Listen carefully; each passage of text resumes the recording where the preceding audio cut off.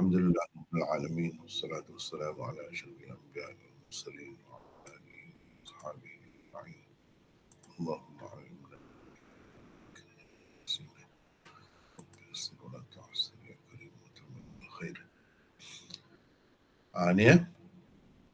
Wa bihi qala haddatsana Uthman bin Abi Shaybah qala haddatsana Abdah an Hisham an abihi qala dhahabtu asubbu Hassan 'inda Aisyah فقالت لا تسبه فإنه كان ينافح عن رسول الله صلى الله عليه وسلم. وقالت عائشة استأذن النبي صلى الله عليه وسلم في هجاء المشركين قال كيف بنسبي؟ قال لأسلنك منهم كما تسل الشعرة من العجين. وبه قال حدثنا محمد بن عقبة قال حدثنا عثمان بن فرقد أنه قال سمعت هشاما عن أبيه قال سببت حسان وكان ممن كثر عليها. وبه قال حدثني بشر بن خالد قال أخبرنا محمد بن جعفر عن شعبة عن سليمان عن أبي الضحى عن مسروق قال دخلنا على عائشة رضي الله عنها وعندها حسان بن ثابت ينشدها شعرا يشبب بأبيات له فقال حصان رزان ما تزن بريبة وتصبح غرثا من لحوم الغوافل. فقالت له عائشة لكنك لست كذلك. قال مسروق فقلت لها لم تأذنين له أن يدخل عليك وقد قال الله تعالى والذي تولى كبره منهم له عذاب عظيم. فقالت وأي عذاب أشد من العمى؟ قالت له إنه كان ينافح أو يهاجي عن رسول الله صلى الله عليه وسلم. Habis di situ hadisnya habis di situ. Lepas tu Ghazwah Hudaibiyah. Kita tengok itu dulu. Jika sempat kita akan sambung lagi. Jadi setakat ni tengok yang itu dulu ya.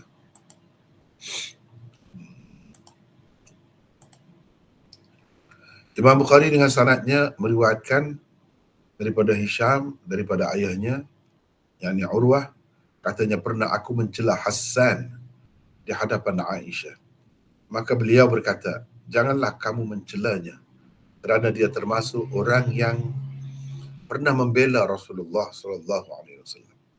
Aisyah berkata, dia pernah meminta izin kepada Nabi sallallahu alaihi wasallam untuk mencela kaum musyrikin. Baginda bertanya, bagaimana dengan nasabku? Ini keturunanku. Hassan berkata, aku akan mengeluarkan tuan daripada mereka sebagaimana dikeluarkan rambut daripada adunan. Muhammad bin Uqbah At-Tahan Al-Kufi meriwayatkan kepada kami katanya Uthman bin Farqad meriwayatkan kepada kami katanya aku telah mendengar Hisham meriwayatkan daripada ayahnya katanya pernah aku mencela Hassan kerana dia termasuk dalam orang-orang yang berperanan besar dalam menyebarkan berita bohong terhadap Aisyah. Imam Bukhari dengan sanadnya meriwayatkan daripada Abi Duha iaitu Muslim bin Sabih Al-Kufi daripada Masruq. Kata beliau, yakni Masruq, aku menemui Aisyah ketika itu Hassan bin Thabit sedang memperdengarkan syair kepadanya. Beberapa bait daripadanya merupakan tashbib. Syair Hassan itu begini adanya. Bermaksud, dia, yakni kekasihku, suci dan sangat terhormat. Tidak tahu menuduh sama sekali. Dia lapar, tidak pandai mengumpat orang. Aisyah berkata kepadanya, tetapi kamu tidak begitu. Kata Masruq, aku bertanya kepada Aisyah, mengapa engkau mengizinkannya menemuimu? Padahal Allah telah berfirman, "Wallazi tawalla kibrahu minhum." lahu azabun azim. Dan orang-orang yang mengambil bahagian besar dalam menyiarkannya, dan berita bohong itulah, di antara mereka akan beroleh seksa yang besar, yakni di dunia dan di akhirat. Aisyah menjawab, siksa atau seksa, boleh kedua-duanya, ya kan?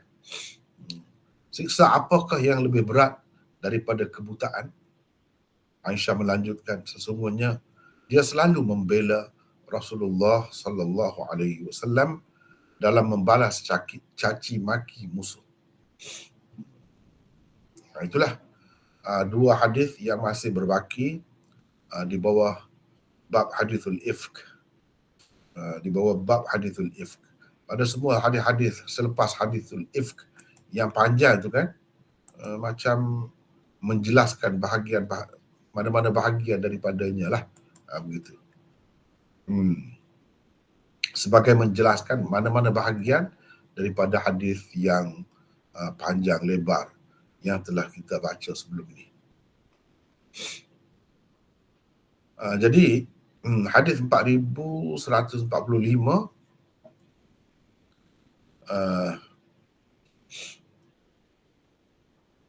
sebagaimana kita telah baca tadi, ada riwayat daripada Hisham, daripada ayahnya, yakni Urwah. Urwah itu maksudnya anak saudara Aisyah, anak kepada Asma binti Abi Bakar, maknanya anak saudara Aisyah. Urwah bin Az-Zubair, suami kepada Asma itu Zubair, Az-Zubair bin Al-Awwam. Jadi Urwah kata, pernah aku mencela Hassan. Hassan di sini ialah Hassan bin Thabit, penyair Nabi sallallahu alaihi wasallam. Yang dalam hadis yang panjang, hadis yang panjang itu pun sudah ada dah disebutkan nama dia sebagai salah seorang yang terlibat. Jadi kata dia, pernah aku mencela Hassan di hadapan Aisyah. Yang Aisyah berkata, jangan. Jadi dia larang mencela Hassan. Sebab apa alasannya? Alasannya ya kerana dia termasuk salah seorang yang pernah membela Rasulullah sallallahu alaihi wasallam. Jadi kira-kiranya Aisyah tu bahagian dia tu dia maafkan, dia abaikan, lupakan, pasal mengenangkan Hassan ini cukup kuat membela Rasulullah sallallahu alaihi wasallam semasa hidup baginda dahulu. Jadi bagi Aisyah itu adalah satu kelebihannya yang perlu diraih, Walaupun orang tu ada buat tidak baik terhadap kita, kita sepatutnya melupakan apa yang tidak baik itu. Kita sepatutnya mengenang jasa dia ataupun kelebihan-kelebihan dia. Terutamanya walaupun yang dia puji itu dahulu Nabi sallallahu alaihi wasallam. Tapi Aisyah kan sayang kepada suami dia, Nabi sallallahu alaihi wasallam. Jadi dia tak sukalah kalau orang mencela Hassan itu, walaupun Hassan itu telah bersalah. Sebab manusia itu memang tidak terlepas daripada salah silap. Adalah yang dia terpengaruh tu. Mengikut cerita ni, dia terpengaruhlah dengan dia ayah tu. Bahkan setengah-setengah pihak mengatakan dia termasuk dalam kepala lah juga. Kena ingat ya, bila kita bincang semua ni, kadang-kadang saya terlebih dahulu mengemukakan pendapat kebanyakan. Pendapat kebanyakan ulama, kalau dia baca hadis ni, dia faham macam mana, macam saya sebut tadi lah. Dengan sebab itu mereka boleh terima. Tapi bagi saya susah nak terima ni semua ni, sebab asas dia, hadithul ifk yang panjang tu sendiri saya sukar nak telan, tak boleh nak telan. Situ lagi dah masalah. Jadi yang lain-lain ni pun gitulah. Bagi saya tak kuat semuanya. Tidak boleh dijadikan pegangan. Jadi soalannya di sini menunjukkan baik hati sangat Aisyah ni, sehingga dia melupakan orang yang pernah memfitnah dia. Sebegitu rupa dia boleh lupakan, asalkan orang itu baik dengan Nabi SAW, telah berjasa dan Nabi suka kepadanya. Jadi dia kira itu sudah memadai. Bahagian dia tu dia korbankan, lupalah. Itu dari satu sudut kita nampak Aisyah tu baguslah. Mana seorang yang boleh lupa, boleh maafkan kesalahan orang. Itulah yang nak ditonjolkan di sini. Tapi di celah-celah tu, di samping itu kan, Hasan tu tetap juga disabitkan, dikatakan memang terlibat. Begitu. Dan sebab itu saya kata jangan lupa perbincangan kita tentang hadis yang panjang lebar tu. Berapa banyak saya bagi bukti-bukti yang dikemukakan oleh ulama-ulama kita menyebabkan mereka ragu terhadapnya. Sebab apa yang terlibat, ya, kononnya yang dikatakan terlibat itulah orang-orang yang besar macam ni. Hasan. Betul mereka itu tidak maksum, boleh berlaku kesalahan daripada mereka. Tetapi banyak sangat percanggahan antara hadis itu dengan hadis lain. Dan ia melibatkan sahabat-sahabat besar, sahabat-sahabat utama Nabi SAW, ahli Badar. Itu yang beratnya, yang kita kena fikir banyak kali lah sebelum nak menerima ataupun nak menelannya itu. Gitu. Inilah yang Aisyah cerita. Dia pernah meminta izin kepada Nabi SAW untuk mencela kaum musyrikin.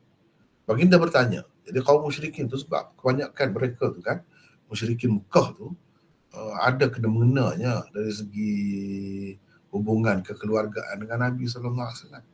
Bahkan nenek moyang mereka tu sama. Mereka berkongsi nenek moyang.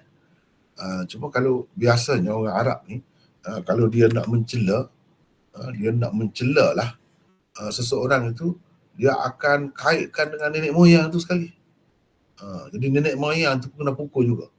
Padahal orang tu sudah mati lama dah. Dia tak kira. Gitu caranya. Sebab tu Nabi tanya, bagaimana dengan nasabku? Ini menunjukkan nasab itu perlu dijaga. Tidak boleh menceroboh. Tidak boleh kita kata menyerang maruah seseorang. Itu termasuk dalam maruah seseorang. Jadi Hasan jawab, tak apa, dia pandai lah. Jadi ini hebatnya seseorang penyair itu, dia boleh keluarkan. Jadi tak kena Nabi tu kalau dia pukul pun. Kalau kena pun orang-orang yang Nabi SAW kira-kiranya jauh sikit lah. CP lah, tak kena. Dia pandai lah buat sebab dia ahli.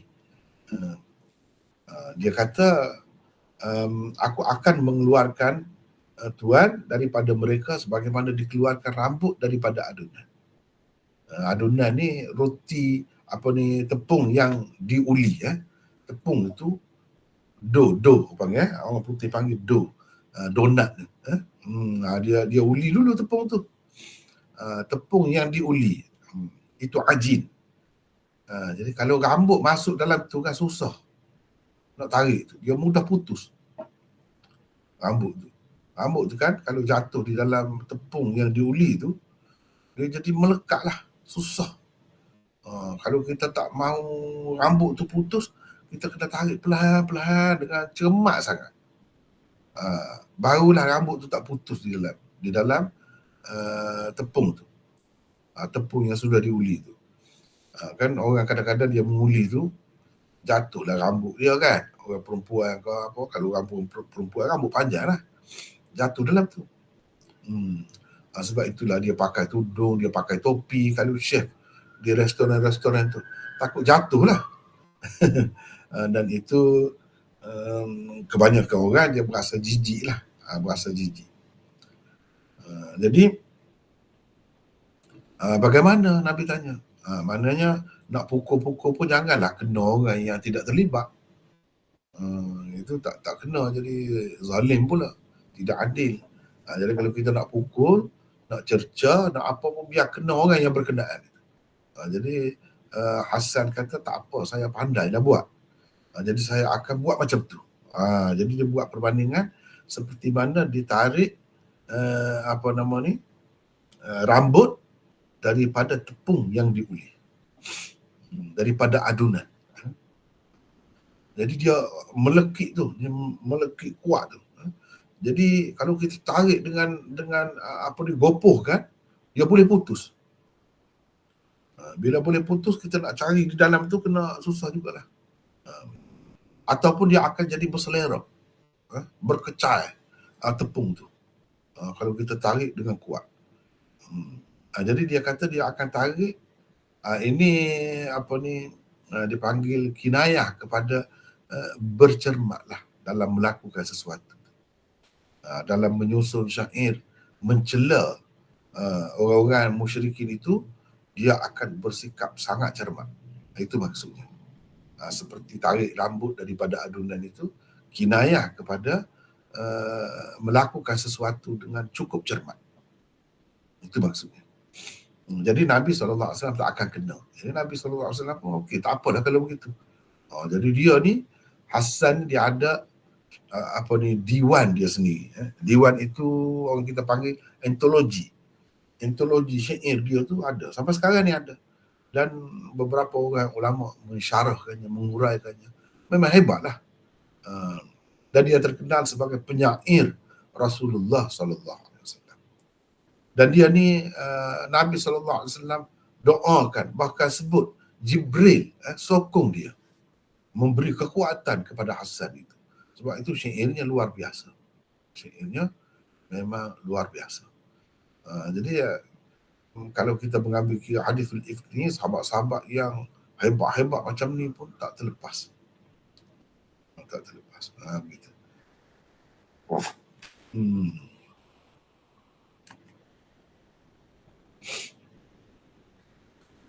Itu baik. 619.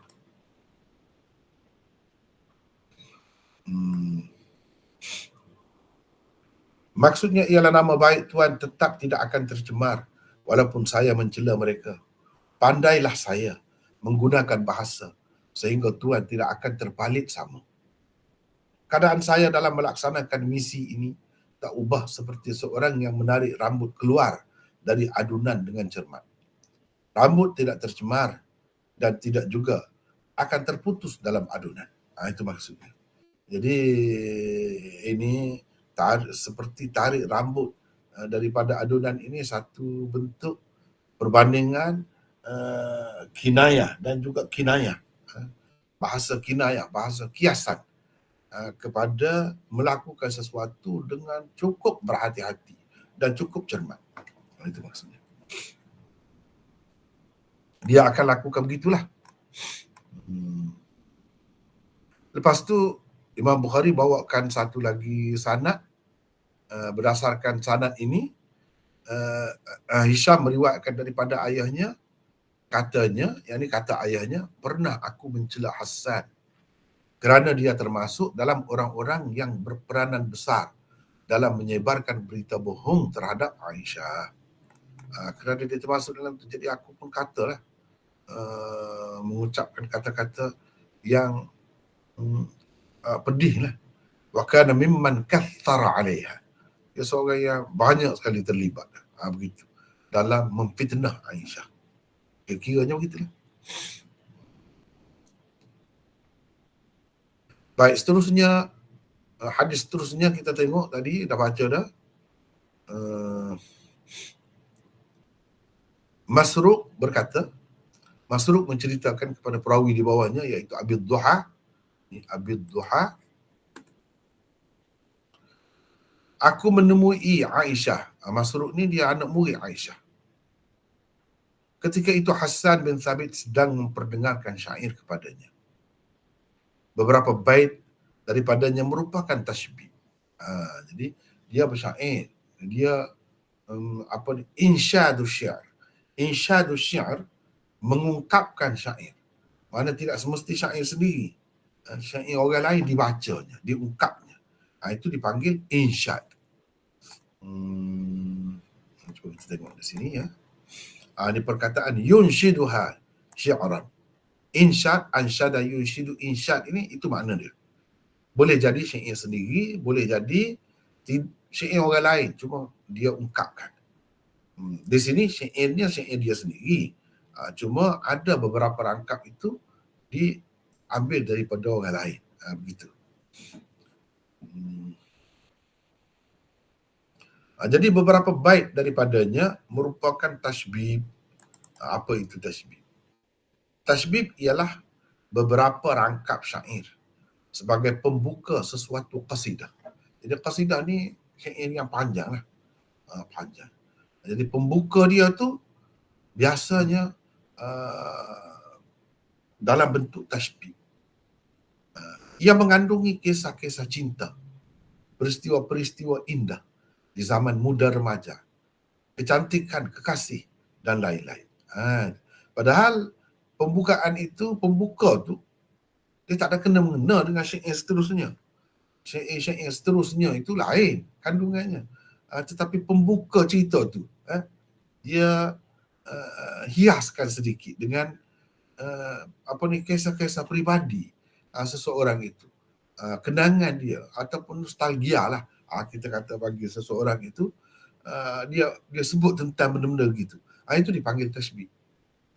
Tak ada kena-mengena sebenarnya dengan syair atau bait-bait seterusnya yang begitu banyak. Ia hanya sebagai pembuka bicara saja, mukaddimah saja. Cuma mukaddimah tu dia loret ataupun dia hiaskan dengan ucapan ataupun syair-syair yang berbunga-bunga bahasa lah. Begitu. Begitu caranya. Dan biasanya berkenaan dengan kisah cinta ataupun kemaruk cinta, mabuk cinta seseorang penyair itu, terutamanya kisah zaman dia muda belia dulu. Itu. Itu tasbih. Baiklah.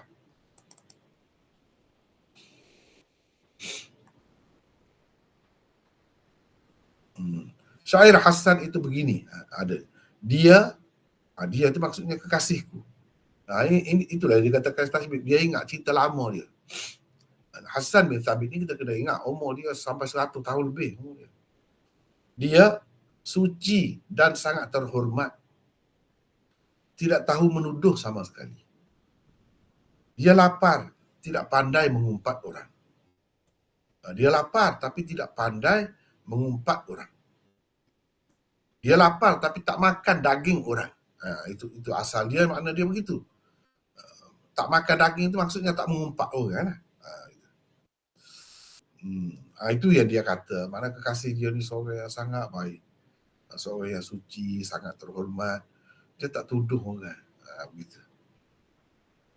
Dan dia, walaupun dia lapar, dia tak pandai makan daging orang. Maksudnya dia tidak pandai mengumpat orang. Baik. 6, 2, 1. Ni ada sesiapa nak baca di sini, silakan. Saya berhentilah dulu. Orang lain pula baca. Siapa nak baca? Silakan. Ada nak baca? Silakan.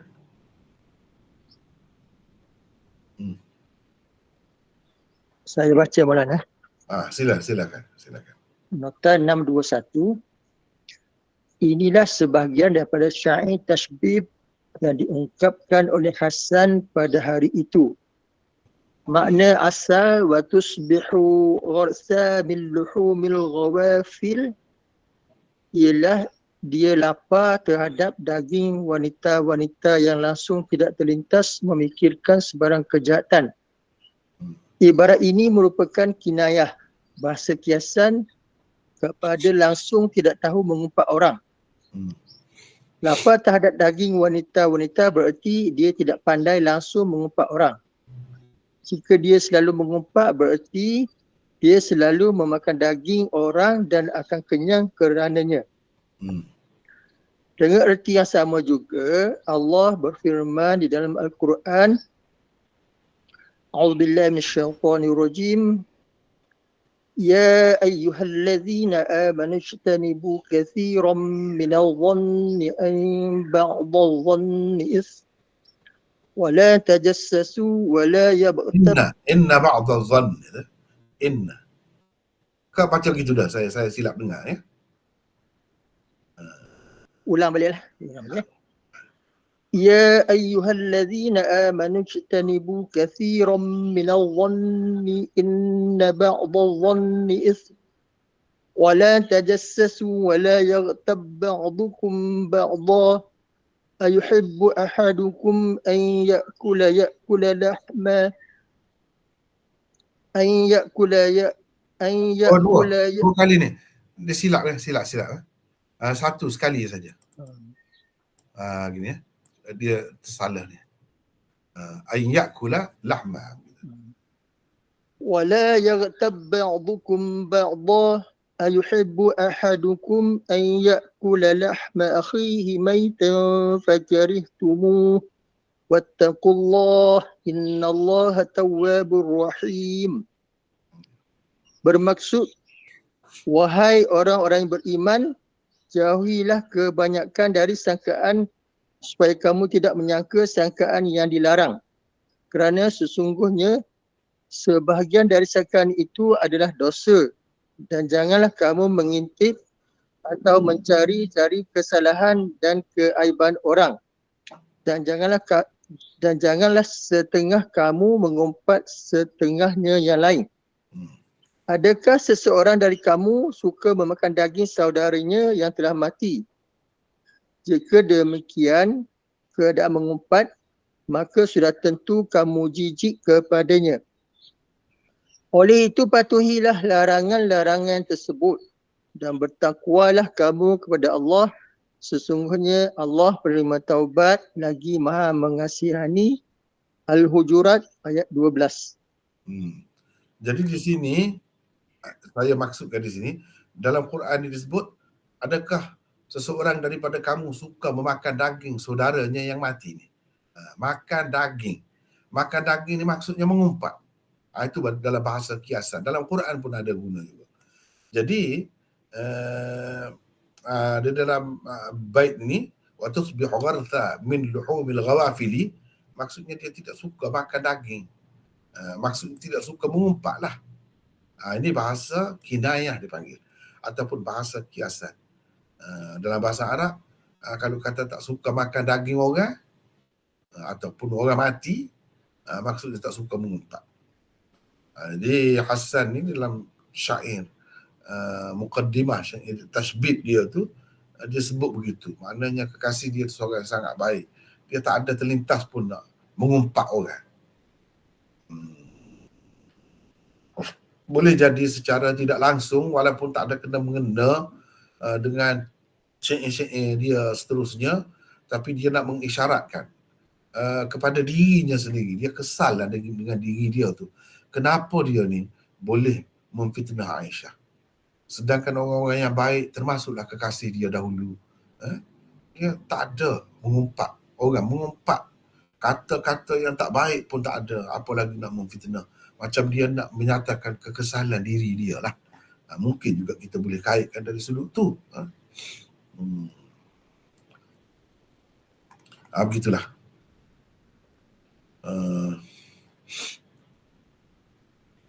Aisyah berkata kepadanya, tetapi kamu tidak begitu. Mana Aisyah faham. Dia puji kekasih dia tu, cerita lama dia lah, nostalgia dia. Tapi Aisyah kata kamu tidak begitu, nampak berbeza sekali. Mana kekasih kamu yang kamu puji itu dengan kamu. Kamu kan telah menuduh aku, maksudnya begitulah. Kamu telah menuduh aku, kamu telah menyebarkan berita palsu itu kepada orang ramai, fitnah aku, kata begini-gini, gitu. Kata Masruq, aku bertanya kepada Aisyah, mengapa engkau mengizinkannya menemuimu? Dah tahu dah dia ni macam tu. Dan dia terlibat dalam satu dosa besar yang teruk, memfitnah kamu sendiri. Kenapa kamu biarkan dia nak bertemu dengan kamu? Kamu biarkan dia masuk berjumpa dengan kamu. Padahal Allah telah berfirman, wallazi tawalla kibrahu minhum lahu azabun azim. Orang-orang yang mengambil bahagian besar dalam menyiarkannya, dan orang yang mengambil bahagian besar dalam menyiarkannya di antara mereka akan beroleh seksa yang besar di dunia dan di akhirat. Padahal Tuhan dah kata begitu tentang dia ni. Jadi Aisyah jawab, kamu sebut seksa yang besar. Seksa apakah yang lebih berat lagi daripada kebutaan? Dia ni kan buta. Jadi macam Allah telah balas dia tu, Allah telah menghukum dia di dunia tu, iaitu dia jadi buta akhirnya. Jadi semasa dia bertemu dengan Aisyah ni, dia buta dah, dia tak nampak dah. Jadi itu hukuman yang paling berat dah tu. Tak ada dah yang lebih berat daripada itu. Jadi dengan sebab itu aku maafkan dia. Kira-kiranya dia dah bertaubat dah. Aisyah melanjutkan, sesungguhnya dia selalu membela Rasulullah SAW dalam membalas caci maki musuh. Dalam membalas caci maki musuh. Jadi dalam membalas caci maki musuh tu, dia ni sangat ke depan. Jadi bila Aisyah mengenangkan itu, Aisyah rasa kesian lah kepada dia. Dan Aisyah macam memaafkan dia. Sebab jasa dia besar kepada Nabi SAW. Dan Nabi SAW suka dengan dia. Jadi orang yang kasih kepada seseorang akan suka jugalah kepada apa yang disukai oleh kekasihnya. Gitu. Dia lupa dah tentang diri dia sendiri yang difitnah. Begitulah. Jadi zahir cerita ni begitu. Walaupun macam saya sebut dah lah sebelum ni, beberapa hadis ni, di dalam hadithul ifk ni meragukan ataupun tidak menyenangkan hati setengah-setengah ulama. Mereka meraguinya lah. Begitu. Contohnya di sini. Kita dapat faham daripada sini, Hasan ini tidak dihukum. Sebab mana lagi seksa yang lebih besar, lebih berat daripada kebutaan. Mana tak ada seksaan lain terhadap dia. Kalau dia benar-benar terlibat, sepatutnya surah An-Nur sudah turun pada masa itu, dia dihukumlah. Walladzina yarmuna al-muhsanatil ghafilatil mu'minat. Orang yang menuduh orang perempuan yang baik-baik. Apa ni? Kemudian dikenakan sebatan kan? Dikenakan sebatan sebanyak 80 sebatan. Fajliduhum thamanina jaldah. Sebablah mereka 80 kali. Jadi dalam riwayat-riwayat mana-mana pun yang kita dah baca dah sebelum ni, tak ada sebut Hasan ini kena hukuman. Dan begitu juga orang lain, tak ada sebut. Kalau betul-betul benda ni berlaku, sepatutnya Nabi telah menghukum. Aisyah pun tak ada sebut dalam hadis yang sahih. Dia hanya kata, kalau ada pun, seksa mana lebih berat lagi daripada buta tu. Buta tu mana lebih berat, mana itu sebagai hukuman dia tak ada sebut pun hukuman had itu. Sedangkan hukum itu, ayat itu sudah turun, sudah ada, sudah diketahui dah umum pada masa tu. Jadi sepatutnya Nabi hukumlah, tidak hukum. Jadi di sini yang nampak tak eloknya Rasulullah SAW sendiri pula tidak melaksanakan hukuman had yang ditentukan oleh Allah. Dia tidak melaksanakan. Jadi itu berat juga tu. Walaupun secara senyap-senyap berarti kita menuduh Nabi mengabaikan hukum Allah. Begitu. Jadinya jadi begitu. Dan tak ada sebut. Dia benda hukuman terhadap Hasan itu kalau ada disebut pun hanya dalam hadis-hadis yang dhaif. Kenapa tidak ada di dalam hadis-hadis yang sahih? Itu persoalan. Tidak adanya menunjukkan peristiwa ini semua ni tak ada berlaku. Peristiwa ini semua tak ada berlaku. Itu kata mereka lah. Soal kita nak setuju ke dengan mereka, nak berpuas hati ke dengan cara mereka, itu masing-masing lah, terpulang. Bagi orang yang tak terima tu, dia kata begitulah. Itulah antara alasannya. Dan bagi mereka sebenarnya ini adalah satu bentuk serangan terhadap sebahagian daripada sahabat-sahabat Nabi yang utama, iaitu Ahli Badar. Aisyah tidak pula baca pula hadis itu yang Nabi sebut tentang Ahli Badar itu, i'malu ma syi'tum faqad ghafartu lakum. Dia tak ada baca pula hadis itu. Sedangkan Ahli Badar ni begitu istimewa. Kalau ada pun salah silap, Allah telah mengisytiharkan keampunan terlebih dahulu. Buatlah apa yang kamu mahu, aku ampun dah kamu. Sampai begitu. Tak ada pula disebut di sini. Lepas tu antara yang mereka pertikaikan ialah ni, baca ayat ini di hadapan Aisyah.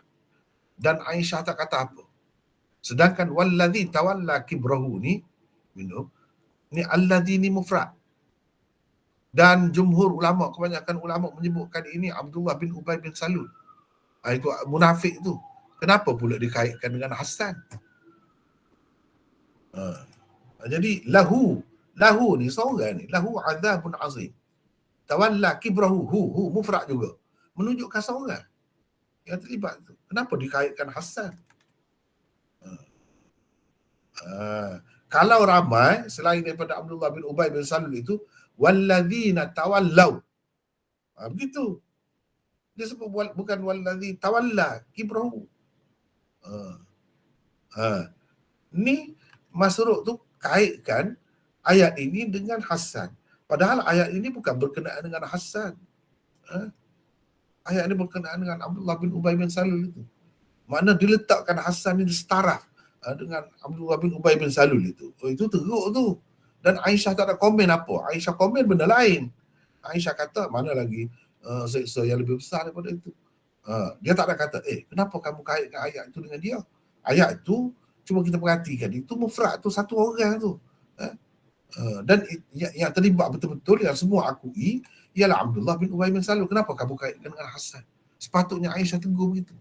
Tak ada tegur. Ini yang menimbulkan keraguan tu. Nampak ke tidak tu? Ada beberapa sudut itu. Beberapa sudut. Gitu. Jadi bagi mereka sebenarnya Hassan ke, Hamnah ke, Mistah ke, siapa ke lagi, tak ada sahabat yang terlibat. Ini adalah satu perancangan jahat musuh untuk memburuk-burukkan sahabat. Untuk menyerang sahabat ahli Badar. Sebab itu saya sebut tadi, jangan lupa perhati semula kritikan ulama terhadap hadis yang panjang. Yang pendek-pendek ni sebenarnya pelengkap saja. Kalau yang tu gugur, yang lain pun dengan sendirinya gugur. Gitu. Jadi cuba tengok pula sekali lagi di sana. Jadi saya rasa peserta-peserta, sahabat-sahabat kita yang hadir hari ini akan melengung bila perhati itu. Mungkin sudah lupa sebab banyak bulan ni. Jadi perhati semula. Bagi saya ketepikan semua adik-adik ni. Saya tak mahu pakai. Bagi saya begitu. Sikap saya. Sebab apa nampak banyak pertentangan. Kita tengok dari sudut dirayah. Bukan dari sudut riwayah tak ada masalah. Dari sudut riwayah tu memanglah perawi-perawi itu perawi Bukhari. Tetapi dari sudut makna dia, kandungan dia, ada beberapa tempat yang menimbulkan keraguan. Keraguannya apa? Yang saya sebut tadilah. Kalau Aisyah marah, orang yang kata bukan-bukan kepada Hassan, itu dia tegur. Kenapa dia tidak tegur Masruq yang baca ayat itu dan dikaitkan dengan Hassan? Padahal semua tahu ayat itu berkenaan dengan Abdullah bin Ubay bin Salul. Ini meragukan. Itu bendanya. Dan kenapa dia tidak sebut? Sudahlah. Dia ungkit-ungkit lagi tentang dia sudah bertaubat, dia sudah menjalani hukuman had dan sebagainya. Buta lagi. Tak ada sebut semua. Sebut buta saja. Kenapa begitu? Kenapa begitu? Adakah butanya tu kerana sebagai balasan? Berapa ramai orang lain yang buta, tak ada apa-apa kesalahan dia pun. Jadi apakah buta tu terus kita boleh buat kesimpulan dengan makna hukuman Allah? Aisyah tahu daripada mana? Buta yang menimpa Hassan tu sebagai balasan daripada Allah dalam dunia ni terhadap dia kerana dia telah melakukan perbuatan, melakukan fitnah. Aisyah tahu daripada mana? Yang tahu benda-benda macam ni Rasulullah sahaja. Rasulullah dah tak ada pada ketika itu. Kalau kita kata Rasulullah ada, Rasulullah dengar, Rasulullah akui, tak apalah juga. Ada takrir Nabi. Ni dia buat kesimpulan sendiri. Mana? Sedangkan kita tengok ramai lagi orang buta dalam dunia. Adakah setiap orang buta tu makna berarti Tuhan menghukum dia atas kesalahannya yang lepas? Itu satu tanda tanya. Dari sudut dirayah kita kena pasti. Sebab kita ni kan belajar usul dirayah kan. Kena guna usul tu. Benda-benda macam ni menimbulkan keraguan. Ya, jadi yang munasabahnya tak ada semua cerita ni. Ada. Tapi dah ada dalam kitab ni, kita baca lah. Macam tadi saya dah kemukakan pendapat kebanyakan ulama. Apa pandangan dia, apa penyelesaian dia, dia kata macam mana tentang hadis ni. Macam tadi lah saya sebut tadi. Mana Aisyah ni seorang yang bagus sangat. Seorang yang pemaaf, penyantun. Dia boleh lupa orang fitnah terhadap dia. Mereka kata begitu. Mereka kata begitu. Ya juga dari satu segi kan. Ya juga kalau kita tak tengok keraguan-keraguan lain. Memanglah. Orang kita akan kata orang ni berjiwa mulia. Besarlah jiwa dia tu. Hebatlah. Dia boleh maafkan orang.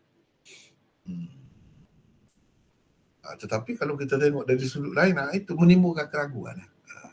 Dan sesuatu hadis tu kalau menimbulkan keraguan kepada kita, dan tak ada kaitan pun dengan kehidupan kita, lebih selamat kalau kita tak melibatkan diri dengan tu. Tak apa kita tak guna pun, kita ketepikan, tak apa. Tak jadi masalah. Tidak kata hadis mesti kena pakai, mesti kena faham macam tu. Sedangkan kita dah sebut dah sebelum ni, hadis if yang panjang tu bercanggah dengan hadis satu lagi dalam kitab Tayammum, dalam Bukhari juga. Kan bila jatuh kalung tu semua berhenti pakat cari, sahabat-sahabat pakat cari kalung tu, akhirnya bertemu duduk bawah unta tu je. Tapi setelah turun ayat Tayammum, dah sembahyang subuh apa semua, dah putus asa dah, tak bertemu dah, akhir sekali nak pergilah. Maknanya mereka tak ada tinggal pun Aisyah seorang diri. Jadi itu bercanggah, sedangkan peristiwa yang sama. Adakah boleh berlaku dalam peristiwa yang sama dua perkara yang begitu jauh berbeza tu? Di situ itu keraguan yang paling besar bagi saya. Seseolahnya kalau kita terima hadis if ini, hadis itu kita kena ketepikan. Kena tolak hadis itu. Bagi saya lebih senang terima hadis itu. Itu yang lebih tepat. Sebab di situ nampak kelebihan Aisyah tu. Kerana dia maka turun ayat Tayammum. Itu istimewa tu. Dan sahabat kata, kamu ni apa-apa berlaku kepada kamu pun semuanya membawa keberuntungan. Sedangkan hadis if yang panjang ini bukan membawa keberuntungan, bahkan memburukkan Aisyah dan keluarganya. Menyebabkan mereka jadi betul-betul tertekan. Sedangkan dalam hadis Tayammum itu tak ada apa pun yang berlaku, tak ada apa pun. Hadis tu dikatakan berlaku dalam Ghazwah Bani Mustaliq juga. Hadis yang panjang ni pun Ghazwah Bani Mustaliq juga. Takkanlah 2 kali jatuh kalung tu. Tak ada riwayat itu, tak ada isyarat pun kepada riwayat ini.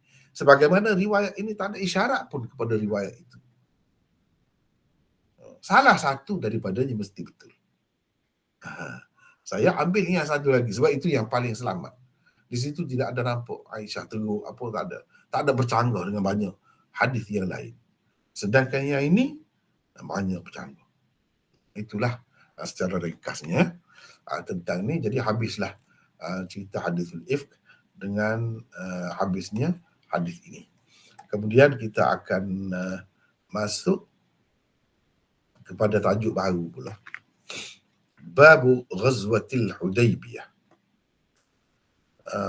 Saya pun tak tulis semua sekali lagi bab Ghazwat Hudaybiyah ni, walaupun begitu dah panjang dah juga perbincangannya di sini. Hari ni mungkin kalau kita sempat habis setakat yang saya tulis ni pun dah banyak dah. Dah banyak dah. Nanti kita akan sambung lagi akan datang insya-Allah. Ghazwah Hudaybiyah. Di sini kita ada nota 622. Perkataan Al-Hudaybiyah boleh dibaca dengan bertasydid ya-nya, yakni musyaddadah. Hudaybiyah, boleh kata begitu. Dan boleh juga tanpa tasydid, yakni mukhaffafah. Hudaybiyah. Hudaybiyah sebenarnya nama sebuah telaga, sumur. Berdekatan dengannya ada sebuah kampung. Ia juga dinamakan Hudaybiyah. Jarak di antaranya dengan Mekah adalah kira-kira 9 batu.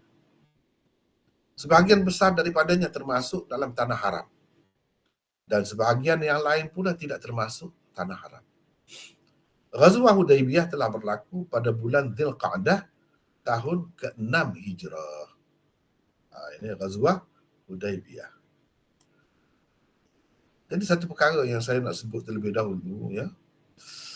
Bila disebut ghazwah ni makna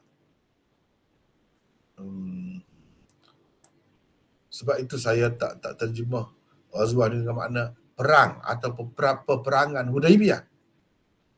Sebab sebenarnya peperangan tak ada berlaku pun. Ini menunjukkan perkataan ghazwah tu digunakan juga untuk suatu keadaan di mana boleh berlaku peperangan. Terdedah sangat dah kepada peperangan tapi tidak berlaku. Itu pun disebut ghazwah. Dan dalam pasukan itu, kumpulan itu ada Rasulullah sallallahu alaihi wasallam bersama. Sama juga dengan ghazwah Tabuk kan. Ghazwah Tabuk itu disebut ghazwah juga dan Rasulullah pergi juga. Tapi sebenarnya peperangan tak ada berlaku. Disebut ghazwah juga. Ini menunjukkan istilah ghazwah di dalam Sahih Bukhari ini dipakai dengan makna yang lebih umum. Walaupun tidak berlaku peperangan pun disebut ghazwah juga. Contohnya inilah ghazwah Tabuk dan juga peristiwa di Hudaybiyah. Dia sebenarnya satu peristiwa ataupun perjanjian di Hudaybiyah. Kalau kita sebut itu lebih sesuai. Lebih sesuai. Tetapi memang keadaan mereka Nabi SAW dengan sahabat-sahabatnya itu betul-betul berada di ambang peperangan pada ketika itu.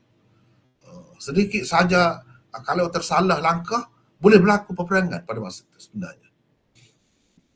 Dengan sebab itu disebutkan ghazwah. Itu perkara yang perlu kita berikan perhatian lah. Baik. Kemudian kita terlebih dahulu saya tulis ni berdasarkan beberapa kitab saya ambil kronologi peristiwa. Dan seterusnya apabila kita akan baca hadis akan datang, kita akan nampak satu-satu apa yang saya sebut di dalam muqaddimah Ghazwah Hudaybiyah ini. Dengan sebab itu elok kita tengok sepintas lalu apa kandungannya secara kesimpulan dan secara agak teratur. Lepas tu kita baru masuk kepada hadis-hadisnya. Jadi yang ni saya nak ada orang lain lah yang baca. Silakan, siapa nak baca? Silakan. Siapa nak baca ni? Saya baca mana? Ya. Arsyad Arsyad. Sila Arsyad baca. Kronologi peristiwa. 1. Setelah orang-orang kafir gagal dalam peperangan Ahzab dan mereka pulang tanpa mendapat apa-apa, Nabi SAW bersabda, "Selepas ini kita pula akan menyerang mereka. Mereka tidak akan dapat menyerang kita lagi." Semua sahabat mengetahui sabda baginda itu. Teruskan. 2. Kemudian Rasulullah SAW bermimpi pergi ke Mekah bersama para sahabat untuk mengerjakan umrah dan mereka dapat mengerjakan umrah dengan tenang. Cerita tentang mimpi itu tersebut di dalam ayat ke-27 surah Al-Fath. Kaabah adalah rumah ibadat bagi sekalian orang Arab. Kerana itu baginda dan para sahabat berfikir kalau mereka ke Mekah untuk berumrah, mereka tidak akan dihalang oleh orang-orang kafir Mekah. Maka pada tahun ke-6 Hijrah, Rasulullah SAW berangkat ke Mekah bersama 1,500 orang sahabat dengan memakai ihram umrah dan Zulhulaifah. Dari Zulhulaifah. Ya. Di samping membawa bersama unta-unta yang akan dikorbankan ke Mekah. Di Mekah. Ya. Persediaan untuk ke Mekah itu tidak dilakukan secara rahsia dan sulit kerana ia bukanlah bertujuan untuk pergi berperang, sebaliknya untuk pergi beribadat, yakni umrah. Pergerakan mereka diketahui oleh orang-orang kafir Mekah. Maka mereka membuat keputusan menyekat orang-orang Islam daripada memasuki Mekah. Sekejap Arsyad. Sekejap. Saya nak tunjuk ni, yang kedua ni. Sebab kita dah sebut ayat ke-27 surah Al-Fath. Baik, sekarang kita tengok. Ni ayat ke-27 surah Al-Fath.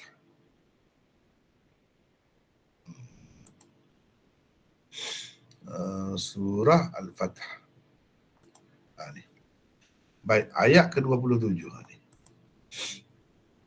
Laqad sadaqallahu rasulahu ar-ru'ya bil haqq la tadkhulunnal masjidal harama insya'allahu aminin muhalliqina ru'usakum wa muqassirin la takhafun fa'alima ma lam ta'lamu faja'ala min duni dhalika fathan qariba. Inilah ayat 27. Maknanya yang kita sebut tadi, nombor 2 tadi, ada di dalam Quran sebenarnya asasnya. Dan nanti dalam hadis akan datang, banyak hadis nanti kita akan bertemu cerita ni. Cerita ni akan bertemu. Jadi Nabi SAW telah bermimpi. Sebab tu dia ada rancangan nak pergi tu, nak pergi buat umrah tu. Maknanya dia bermimpi masuk ke Mekah, Masjidil Haram. Jadi dalam keadaan aman, dengan mencukur kepala mereka dan sebahagiannya menggunting rambut mereka. Tidak ada ketakutan. Jadi ini mengisyaratkan kepada adanya keamanan ketika mereka masuk ke Mekah tu. Sedangkan Mekah bukan lagi di bawah kuasa Nabi, di bawah kuasa orang kafir Mekah. Jadi Allah Subhanahu Wa Taala telah membenarkan Rasulnya melalui mimpi ni. Mimpi ni akan menjadi kenyataan. Mimpi Nabi, wahyu juga akan menjadi kenyataan. Jadi cuma kenyataan itu bila, tahun berapa dengan tepat itu tak adalah disebut. Tak ada disebut. Bila begitu Nabi SAW cuba. Sebabnya perang Ahzab telah berlalu 2 tahun yang lepas. Agak lama dah, lupa dah kira-kiranya. Dan mereka pun tak ada kekuatan sangat dah, patah dah. Orang kafir Quraisy itu.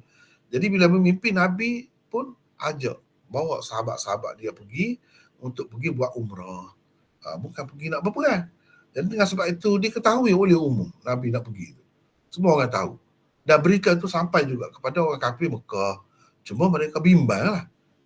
Dan mereka nak menunjukkan kekuasaan mereka tu juga. Jadi nak menunjukkan kuasa tu, jadi di situlah mereka halang Nabi SAW daripada memasuki Mekah. Jadi sahabat-sahabat Nabi SAW ramailah yang kecewa lah, macam kecewa, duka cita, sedih lah. Sedih. Sebab apa tak boleh masuk? Mereka sudah bersusah payah, dah tinggal rumah tangga semua, bawa binatang kurban bersama. Tiba-tiba disekat pula di tengah jalan. Jadi nampaknya tidak menjadi kenyataan lah mimpi Nabi SAW itu. Padahal untuk membuktikan kebenaran itu tidak semestinya. Allah SWT tak ada sebut di dalam ayat itu pada tahun keberapa, tak ada sebut. Dia sebut akan berlaku begitu. Rupanya dalam kenyataan yang sebenarnya berlaku aman itu pada tahun yang ke-7, bukan tahun yang ke-6. Tahun yang ke-6 tu terpaksa kena balik saja. Balik. Tak boleh meneruskan hasrat untuk pergi buat umrah tu. Bila dah berunding akhirnya itu nanti kita akan ada pada poin yang keberapa nanti saya sebut. Akhirnya balik tahun depan, tahun yang ke-7 tu baru pergi. Pergi tu memanglah boleh masuk Mekah, boleh buat umrah apa semua. Walaupun mereka hanya dibenarkan berada di Mekah selama 3 hari sahaja. Tapi ke mana-mana pun tak ada berlaku apa-apa kekecohan ataupun peperangan, tumpah darah tak ada berlaku. Maknanya itu benar berlaku pada tahun yang ke-7. Kalau kita mengambil kira Nabi SAW masuk ke Mekah betul-betul dengan menguasai Mekah, itu tahun yang ke-8. Itu lagi jelas kalau itu tahun yang ke-8 tu. Tapi di sini maksudnya tahun yang ke-7 tu ya. Jadi orang kafir pun bila dah tahu Nabi SAW ni nak pergi ke Mekah, padahal orang lain, orang Arab lain boleh pergi pun. Tidak Islam tu boleh pergi pun, buat umrah, buat haji, boleh. Orang Islam ni dilarang, dihalang. Pasal Sebab mereka ada kuasa kan pada masa tu. Teruskan Arsyad, yang ketiga. Yang ketiga, setelah berjalan menuju ke Mekah dan Mekah sudah berada sejauh 3 marhalah, iaitu jarak 3 hari perjalanan kaki sahaja lagi. Rasulullah SAW dan para sahabat mendapat tahu bahawa setiap pasukan hadapan tentera kafir Quraisy telah pun sampai di Ziltuwa. Mereka dipimpin oleh Khalid bin Al-Walid yang sedang berada di Qura' Al-Ghamin. Qura'il Ghamim. Orang-orang yang dapat Jadi sekejap. Qura' Khalid bin Al-Walid ni pada masa tu boleh Islam lagi. Itu ceritanya. Jadi dia yang memimpin semua pasukan tentera tu, dia yang pimpin. Jadi orang kafir Mekah ni suruh dia pergi sekatlah halang orang-orang Islam daripada masuk ke Mekah. Itu ceritanya. Teruskan. Orang-orang yang datang dari Madinah pada ketika itu umumnya akan masuk ke Mekah melalui Ziltuwa. Apabila mendapat tahu itu semua, Nabi SAW memerintahkan supaya dipilih jalan lain untuk sampai ke Mekah. Maka mereka melencong ke sebelah kanan dengan dipimpin seorang penunjuk jalan dan melalui satu jalan yang sukar. Akhirnya mereka sampai di Hudaybiyah. Hudaybiyah bukanlah jalan yang biasa dipilih oleh orang-orang yang datang dari Madinah untuk ke Mekah. Itu sebenarnya jadi pergi ke Hudaybiyah tu. Dia nak pergi jalan lain, jalan biasa. Tapi dah dengar cerita ada halangan ni, mungkin akan berlaku pertempuran apa, Nabi cuba mengelak sebab dia bukan nak pergi berperang. Cuba mengelak. Itulah yang sampai ke Hudaybiyah. Sebenarnya Hudaybiyah tu bukan destinasi asal. Jadi itu dia lari supaya tidak berlaku pertempuran. Pergi, jadi sampai ke Hudaybiyah. Itu ceritanya Hudaybiyah ni. Teruskan. Nombor 4. Nombor 4, apabila Rasulullah SAW sampai ke penghujung jalan menuju ke Mekah, tiba-tiba unta baginda terduduk. Maka para sahabat berkata kepadanya, "Bangun, bangun." Namun ia tidak juga dapat bangun. Lalu mereka berkata, "Qaswa, telah berkeras." Qaswa. Itu nama unta Nabi. Nama unta Nabi. Qaswa, telah berkeras. Ketika itu Nabi SAW bersabda, "Tidak, Qaswa, tidak berkeras. Memang tidak begitu pun perangainya. Ia sebaliknya telah ditahan oleh Tuhan yang telah menahan tentera bergajah dahulu." Jadi Qaswa Kemudian, ni, sekejap Qaswa ni dia terhenti, dia terduduk situ, tak boleh bangun situ, sebenarnya dengan perintah Allah. Seperti mana Allah menghalang tentera bergajah dulu daripada masuk Mekah. Ini pun ada sesuatu perkara yang isyarat yang tidak baik lah. Jadi Qaswa ni, unta Nabi ni istimewa sangat. Qaswa ni. Itu sebab dia berlaku begitu kepadanya.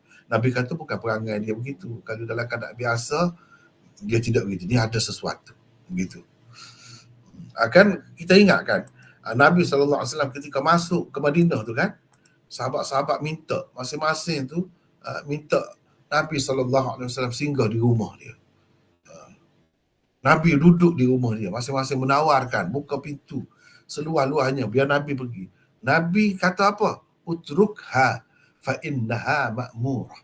Jadi ada yang pegang tali unta tu, kalau boleh unta tu duduk depan rumah dia biar Nabi singgah di rumah dia, menumpang di rumah dia. Mula-mula Nabi belum ada rumah lagi di situ.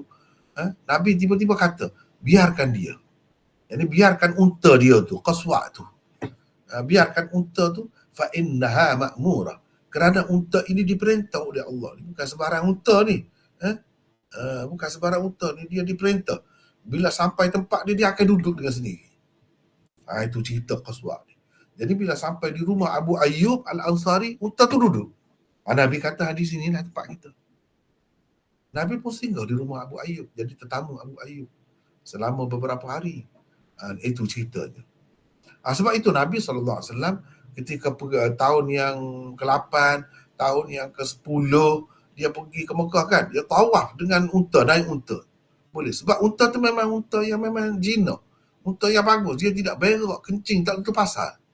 Tak tentu tempat dah. Sebab itu boleh masuk. Kalau sekarang ni bawa unta ikut dan, kita kata, habislah. Masjid tu kotor. Dengan sebab itu, ulama mujtahidin tak ada yang berpendapat elok naik unta sebab Nabi naik unta tawaf. Tak ada yang berpendapat begitu. Sebab apa? Sebab mereka faham latar belakang. Nabi SAW dulu naik unta tawaf tu sebab ramai sahabat-sahabat dia tu. Ramai. Jadi yang duduk jauh tu tak akan nampak. Kalau Nabi tu berjalan biasa begitu. Kalau duduk di atas unta, tinggi kan unta, semua nampak. Semua nampak. Itu tujuan hikmahnya. Dan dia tawaf. Tak ada pun berlaku perkara yang tidak baik. Berak ke, kencing ke, tak ada.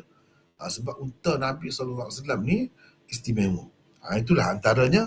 Cuba kita tengok di sini. Ini nyata pula di sini. Keistimewaannya. Teruskan, Arsyad. Kemudian Rasulullah SAW menjerkah untanya. Lalu ia terus bangkit. Setelah itu baginda tidak lagi mengambil jalan yang menuju ke Mekah. Sebaliknya melencong ke kawasan di penghujung Hudaibiyah dan berhenti di sana. Oh tidak. Ni Arsyad terlangkau di sini ni. Ni Arsyad tak baca. Oh, terlepas. Ya. Kemudian Nabi SAW bersumpah dengan berkata, demi Tuhan yang nyawaku berada di tangannya. Jika penduduk Mekah menuntut apa pun yang membawa kepada penghormatan mana-mana tempat yang dimuliakan Allah, aku pasti akan menerimanya. Kemudian Rasulullah SAW menjerkah untanya, lalu ia terus bangkit. Setelah itu baginda tidak lagi mengambil jalan yang menuju ke Mekah. Sebaliknya melencong ke kawasan di penghujung Hudaibiyah dan berhenti di sana. Kawasan Hudaibiyah itu masih di luar tanah haram. Di situ terdapat sebuah sumur yang mengandungi sedikit sahaja air. Airnya habis dalam masa sekejap sahaja setelah ia digunakan oleh para sahabat.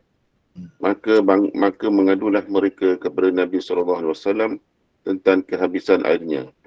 Lalu Rasulullah SAW mencabut sebatang anak panah dari bekas anak panahnya dan menyuruh para sahabat memacaknya di dalam sumur itu. Sebentar sahaja setelah dipacak anak panah yang diberikan itu, airnya keluar kembali. Semua yang berada bersama baginda di situ telah meminum airnya sepuas hati mereka. Mereka bahkan terus menggunakan air sumur itu selama berada di sana. Jadi itu nampak pelik lah tu.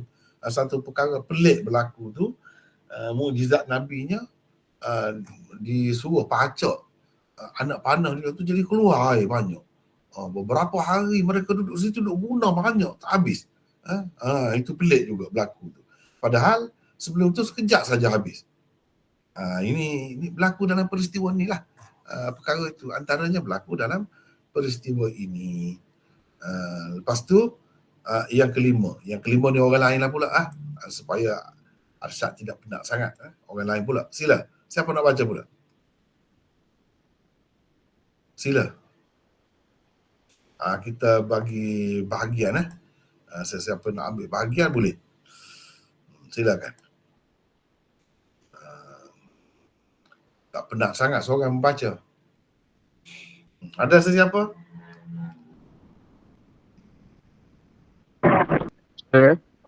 Siapa ni? Nasrullah.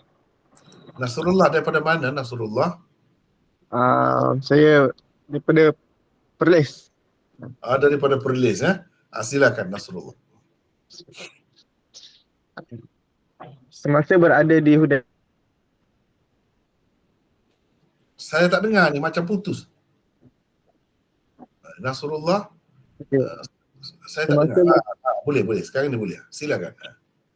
Semasa berada di Hudaibiyah itulah Nabi SAW telah mengutuskan Osman pergi ke Mekah untuk memberitahu pemimpin-pemimpin kafir Quraisy bahawa kedatangan mereka bukanlah untuk berperang tetapi semata-mata untuk mengerjakan umrah. Ya. Oleh kerana Kaabah merupakan rumah ibadat semua orang, sepatutnya mereka juga diberi peluang untuk mengerjakan umrah di sana. Apabila Osman sampai di sana, mereka menahannya dan memberitahunya bahawa keputusan akan diberikan setelah pembesar-pembesar Quraisy bermusyawarah terlebih dahulu. Ya. Teruskan. Agak lama juga Sayyidina Osman berada di sana sehingga tersebar kabar angin bahawa beliau telah dibunuh oleh mereka.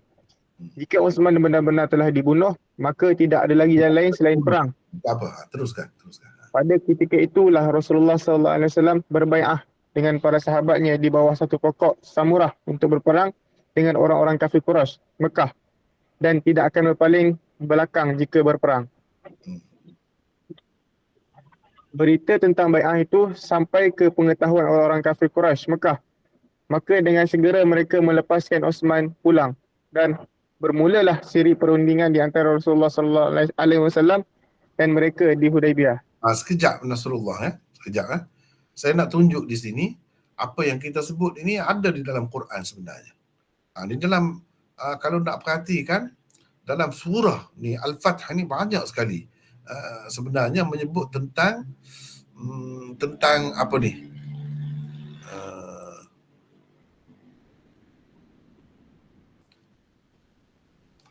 Tentang peristiwa di Hudaibiyah. Kalau tadi laqad sadaqallahu rasulahu ar-ru'ya bil haqq. Ini pula laqad radiyallahu 'anil mu'minin idh yubay'unaka tahta asy-syajarah fa'alima ma fi qulubihim fa'anzala as-sakinata 'alaihim wa athabahum fathan qariba. Ini ayat 18. Sama, surah yang sama, iaitu suratul Fath ayat 18. Di sinilah disebutkan Allah Subhanahu Wa Taala redha kepada orang mukmin. Redha ni kalau manusia makna puas hati lah, puas hati. Allah redha kepada orang-orang mukmin ketika mereka berbai'ah dengan kamu di bawah pokok itu. Pokok ni pokok apa? Pokok samurah. Pokok inilah kemudiannya dicari-cari oleh Ibnu Umar untuk bersembahyang sebab Nabi pernah bersembahyang di bawah pokok itu. Bila semasa dalam perjalanan itulah akhir sekali Sayyidina Umar takutkan pokok itu dijadi dipuja oleh kerana agama-agama lain pun ada pokok suci. Sayyidina Umar suruh tebal semuanya. Inilah peristiwa ni lah asalnya. Dan sahabat-sahabat yang ada bersama Nabi itu, Allah kata Allah turunkan ketenangan kepada mereka dan Allah akan berikan kemenangan yang hampir kepada mereka. Jadi fathan qarib. Sebab itu dinamakan suratul Fath, surah kemenangan. Jadi kemenangan yang hampir, kemenangan yang jelas, yang terang, itu semua sifat-sifat kemenangan yang Allah sebutkan di dalam surah ini. Jadi surah ini banyak ceritanya tentang itulah, tentang peristiwa di Hudaibiyah. Lepas tu dalam ayat ini juga yadullahi fawqa aydihim, tangan Allah di atas tangan mereka. Ni innal ladzina yubay'unaka innama yubay'una Allah yadullahi fawqa aydihim. Ini ayat yang ke-10. Sesungguhnya orang-orang yang berbai'ah denganmu itu sebenarnya mereka berbai'ah dengan Allah. Tangan Allah berada di atas tangan mereka. Inilah di sini juga cerita ni juga. Jadi peristiwa Hudaibiyah ni banyak sekali pengajaran yang kita dapat ambil daripada ghazwah atau waq'ah al-Hudaibiyah ini. Banyak sekali pengajarannya. Baik dari sudut mukjizat Nabi, baik dari sudut kemenangan diplomasi politik, baik dari sudut kesetiaan sahabat-sahabat dan macam-macam lagi. Kita boleh dapat pengajaran daripada peristiwa ini. Sebab itu saya cuba buat kesimpulan awal tentang Hudaibiyah ni. Kesimpulan awal yang mana kita akan bertemu sedikit demi sedikit di dalam hadis-hadis akan datang. Teruskan Nasrullah baca rundingan pusingan pertama. Teruskan. Rundingan pusingan pertama. Mula-mula sekali Budail bin Warqa' al-Khuzai bersama-sama beberapa orang daripada kabilahnya datang menemui Nabi SAW di kalangan penduduk Tihamah. Kabilah inilah salah satu kabilah yang bersimpati dan berpandangan baik terhadap baginda. Katanya kepada Rasulullah SAW, saya baru meninggalkan di belakang saya puak Ka'ab bin Lu'ay. Mereka sedang berpangkalan di kawasan Hudaibiyah yang banyak air. Bersama mereka ada ramai wanita, kanak-kanak dan unta-unta susu. Kehadiran mereka adalah untuk berperang dengan anda dan menyekat anda dari pergi ke Baitullah. Mendengar kata-kata Budail itu, Rasulullah SAW bersabda, kami tidak datang untuk berperang dengan siapa pun. Perang telah pun mematahkan tulang belakang orang-orang Quraisy. Kalau mereka mahu, aku bersedia mengadakan perjanjian damai dengan mereka untuk beberapa seketika. dengan syarat dalam masa itu Berapa ketika untuk beberapa ketika. Dengan syarat dalam masa itu mereka tidak mengganggu usaha dakwahku kepada orang ramai. Jika mereka tidak menerima cadanganku ini, maka aku bersumpah dengan nama Tuhan yang nyawaku berada di tangannya, aku pasti akan memerangi mereka sehingga kepalaku terkulai di jalan Allah. Dan Allah tentu akan memenangkan agamanya. Budair berkata, aku akan menyampaikan cadangan anda itu kepada orang-orang Mekah. Apabila sampai kepada mereka, Budair berkata, aku telah bertemu dengan orang, yakni Muhammad, yang telah mengadakan sesuatu. Kalau kamu mahu, aku akan kemukakan kata-katanya di hadapanmu. Orang-orang yang bodoh di kalangan mereka berkata, tak perlulah engkau menceritakan apa kata orang itu. Kami tidak memerlukannya. Sementara orang-orang yang cerdik di kalangan mereka pula berkata, ceritakanlah apa katanya. Budair berkata, dia telah berkata begini-begini. Apa yang dikatakan oleh Nabi SAW diceritakannya kepada mereka semua sekali. Teruskan. Perundingan pusingan kedua. Maka bangkitlah Urwah bin Mas'ud, dia orang Taif yang telah menetap di Mekah. Katanya, orang ini Muhammad telah mengemukakan satu cadangan yang baik kepadamu. Terimalah cadangannya itu. Berilah peluang kepadaku untuk pergi berunding dengannya. Setelah dibenarkan, pergilah dia bertemu dengan Rasulullah SAW. Dia berkata kepada Nabi SAW seperti apa yang dikatakan oleh Budail. Baginda juga mengatakan kepadanya seperti apa yang telah dikatakan kepada Budail. Apabila pulang kepada orang Mekah, dia menceritakan kepada mereka tentang betapa setia dan taksubnya para pengikut Muhammad kepadanya. Kemudian Urwah berkata, dia Muhammad mengemukakan cadangan yang baik kepadamu, terimalah cadangannya itu. Teruskan lagi. Perundingan pusingan ketiga. Kemudian datang pula seorang lelaki dari Bani Kinanah untuk berunding. Apabila ia hadir sampai, Nabi SAW bersabda, ini fulan, ia dari puak yang sangat menghormati binatang-binatang kurban. Bangkitkan unta-unta kurbanmu di hadapannya. Maka para sahabat membangkit unta-unta mereka di samping menyambut kedatangan sambil bertalbiyah. Ini silap membangkitkan. Sepatutnya sekejap membangkitkan untanya. Ini silap. Okey. Teruskan. Bila dia melihat suasana itu, teruslah dia berkata, Subhanallah, orang-orang ini tidak sepatutnya dihalang dari masuk ke Mekah untuk mengunjungi Baitullah. Itulah juga ucapannya di hadapan orang-orang Quraisy Mekah setelah ia kembali kepada rundingan mereka. Jadi sekejap orang-orang kafir Quraisy ni yang tidak Islam pada masa tu, bila dia nak menyatakan terkejutnya apa pun, dia pun kata subhanallah juga. Cumanya oleh kerana mereka itu musyrik, jadi ucapan-ucapan itu tidak memberi apa-apa kesan lah. Nak dapat pahala apa semua tak ada lah. Tapi mereka pun menggunakan perkataan-perkataan itu juga. Tidaklah kata semua yang dibawa oleh Nabi ni tidak pernah dikenal oleh mereka. Ucapan-ucapan seperti subhanallah apa ni. Mereka kenal, mereka tahu dah banyak perkara. Contoh je di sini. Dia pun kata subhanallah. Jadi bila tengok Nabi SAW ni telah isyarkan unta-untanya, telah mengikat sesuatu sebagai tanda ini binatang-binatang yang akan dikurbankan di tanah haram, dibawa untuk dikurbankan di sana. Dia sentimen sikit. Nabi SAW di sini kalau kita perhatikan dia pandai guna keadaan itu. Orang macam ni kita kena hadapi macam ni. Baru ada kesan baik, baru meninggalkan kesan baik. Kalau orang yang suka, dia kagum sangat dengan orang-orang yang menghormati, memuliakan binatang-binatang kurban, kita kena tunjukkan begitu. Jadi tunjuk tu kadang-kadang perlu dengan orang kafir ni. Kalau tidak dia tak akan faham, dia tak faham jauh. Jadi dengan sebab itu kita kena tunjukkan.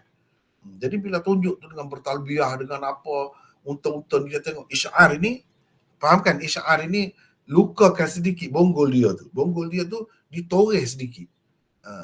Dan adalah bekas darah di sikit. Itu tanda binatang itu akan dibawa untuk dikorbankan di Mekah.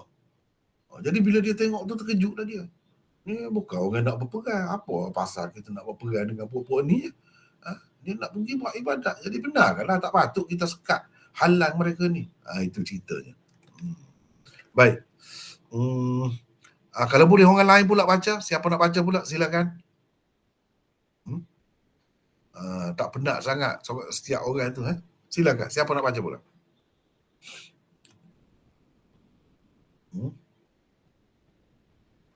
Silakan. Ni tak ada Arab ni. Tak ada Arab ni, tak payah urusi ni. Silakan. Rundingan pusingan keempat dan kelima. Siapa nak baca pula? Silakan.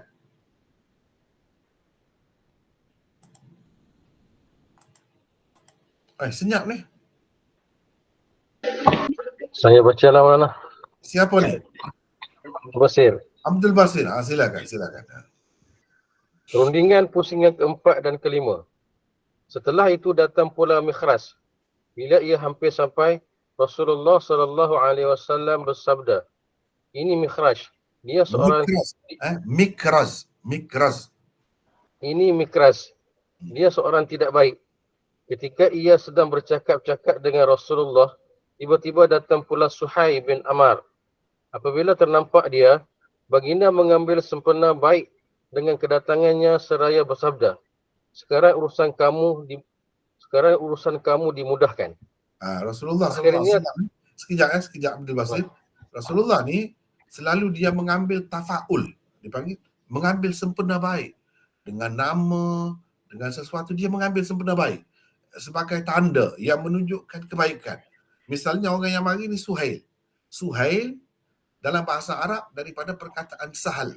Sahal maknanya mudah. Jadi Nabi SAW mengambil sempena baik daripada nama dia tu, bahawa sekarang urusan kamu dimudahkan. Nama dia tu Suhail, mudah. Jadi mudah-mudahan Allah SWT mempermudahkan urusan kamu dengan datangnya orang ini. Namanya Suhail. Suhail, Sahal, samalah. Sebab itu ada dua orang sahabat kan, nama Sahal, seorang lagi nama Suhail. Itu maknanya mudah, senang. Jadi kita kan nak urusan-urusan kita dalam perjalanan, dalam apa-apa kan senang. Jadi Rasulullah selalu juga bertafaul, yang mengambil sempena baik daripada nama-nama. Teruskan. Akhirnya tertulislah satu surat perjanjian damai. Di dalamnya tercatat beberapa perkara asas yang dipersetujui bersama. Berikut adalah butirannya. 1. Pada tahun ini Nabi SAW dan orang-orang Islam hendaklah pulang tanpa masuk Mekah. Pada tahun depan barulah mereka boleh datang untuk berumrah. Itu pun selama 3 hari sahaja mereka dibenarkan berada di Mekah. Mereka juga tidak dibenarkan membawa senjata. Hanya pedang sahaja boleh dibawa dengan bersarung dan diletakkan di dalam karung pada kenderaan. 2. Kedua-dua pihak tidak akan berperang selama 10 tahun. Dalam masa itu, orang ramai akan berada dalam keamanan. Siapapun daripada kedua-dua pihak tidak boleh menceroboh satu sama lain. 3. Kabilah-kabilah selain Quraisy boleh memilih sama ada hendak menjadi sekutu Quraisy atau sekutu Nabi SAW. Kabilah yang memilih untuk menjadi sekutu kepada salah satu daripada dua golongan tersebut akan dikira sebagai sebahagian daripada golongan yang dipilihnya. Menceroboh kabilah yang memilih untuk bersekutu dengan salah satu daripada dua golongan itu berarti menceroboh golongan itu sendiri. 4. Mana-mana orang Quraisy yang memeluk agama Islam dan pergi ke Madinah hendaklah ia dikembalikan ke Mekah. Mana-mana orang Islam di Madinah yang murtad dan kembali ke Mekah tidak akan dikembalikan ke Madinah. Surat perjanjian damai itu ditandatangani oleh kedua-dua pihak dan mereka telah pun saling menukar surat yang telah dipersetujui bersama itu. Setelah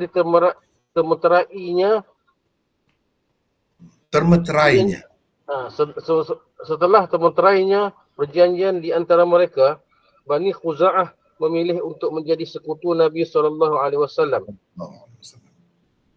Banu Bakar pula memilih untuk menjadi sekutu Quraisy. Banu Khuza'ah telah menjadi sekutu Bani Hashim sejak zaman Abdul Muttalib lagi.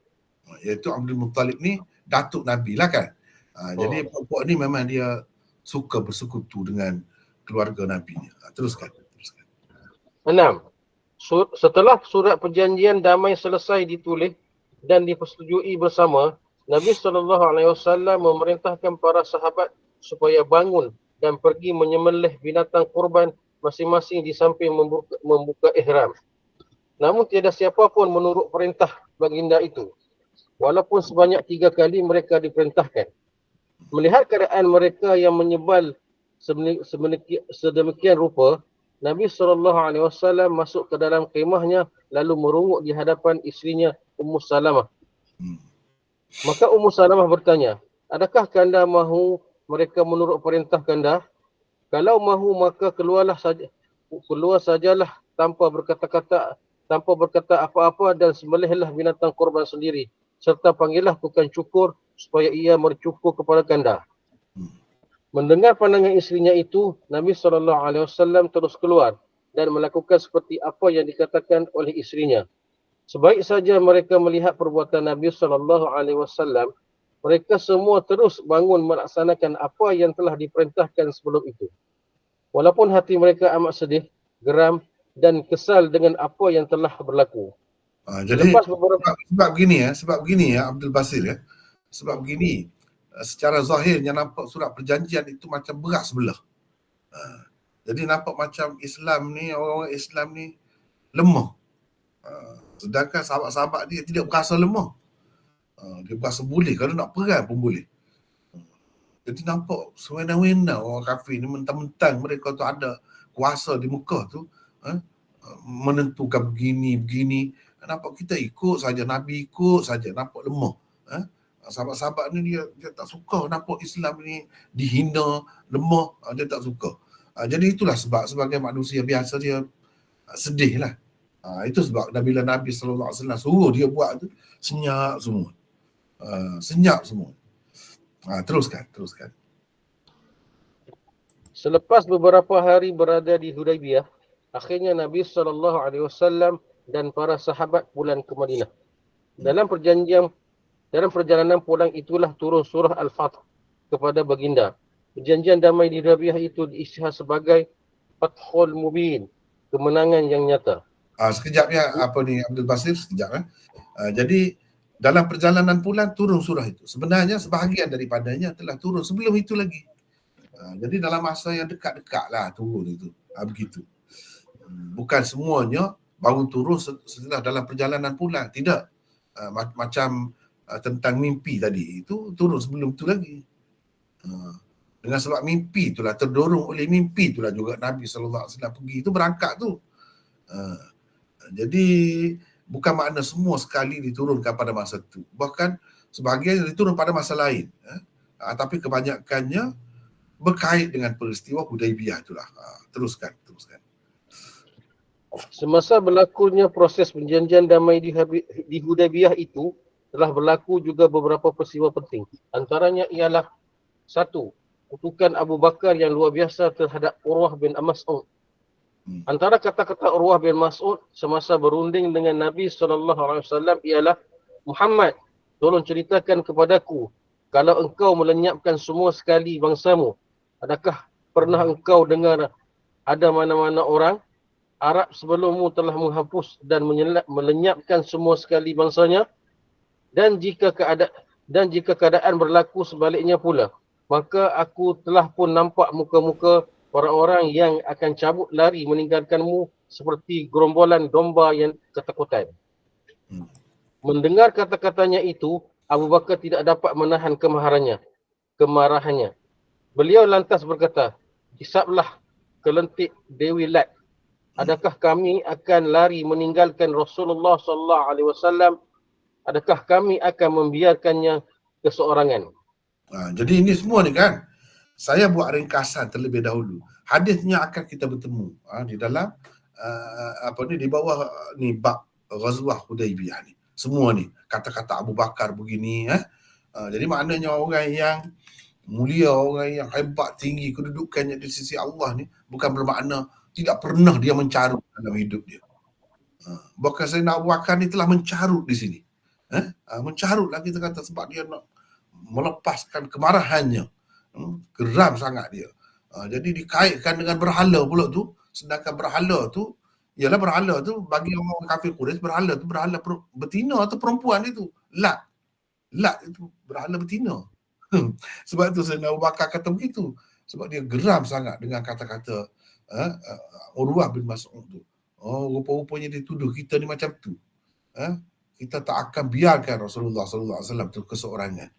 Jadi Urwah tu semasa rundingan itulah ada antaranya dia berkata begitu.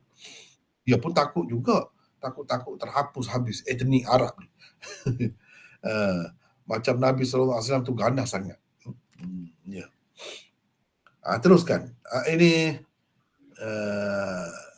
boleh lagi apa ni? Abdul Basit baca boleh? Boleh Ustaz. Silakan. Yang kedua. Nombor 2, Mughirah menghentak hulu pedangnya ke atas tangan Urwah bin Mas'ud.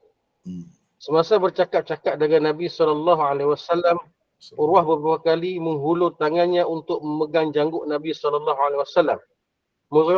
Mughirah pada ketika itu sedang berdiri di belakang Nabi SAW. Tangannya ada pedang. Beliau pula memakai topi besi yang menutupi kepala dan mukanya menyebabkan beliau tidak dikenali Urwah. Bila Urwah menghulurkan tangannya untuk memegang janggut Nabi SAW, Mughirah menghentak tangannya dengan hulu pedang sambil berkata, "Jauhkan tanganmu dari janggut Nabi SAW." Urwah mendongakkan kepalanya seraya berkata, "Siapa ni?" Dikatakan kepadanya, "Mughirah bin Syu'bah." Dia lantas berkata, "Oh, si curang. Adakah aku tidak sedang membalas kecuranganmu?" Sebelum memeluk Islam, Mughirah telah membunuh beberapa orang. Setelah mereka dibunuh, hartanya diambil.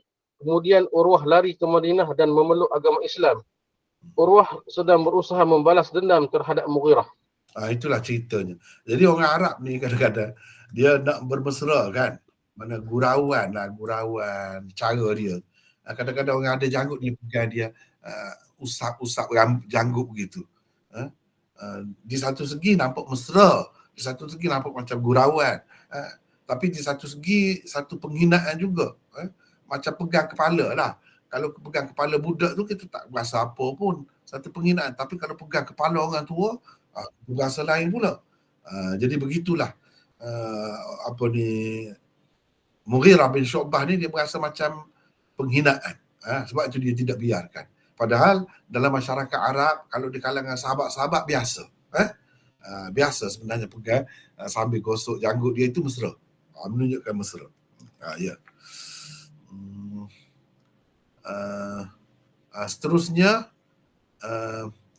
orang lain pula lah kan. Atau kita dah habis masa je kan? Kita dah habis dah masa ni. Saya rasa kita berhenti setakat tu lah dulu ya. Sebab banyak lagi ni. Kita berhenti setakat tu dulu, tanda. Masing-masing tanda ya. Saya tanda di sini. Setakat tu dulu. Nanti kita akan sambung. Akan datang. Jadi, sebab kita nak jaga masa.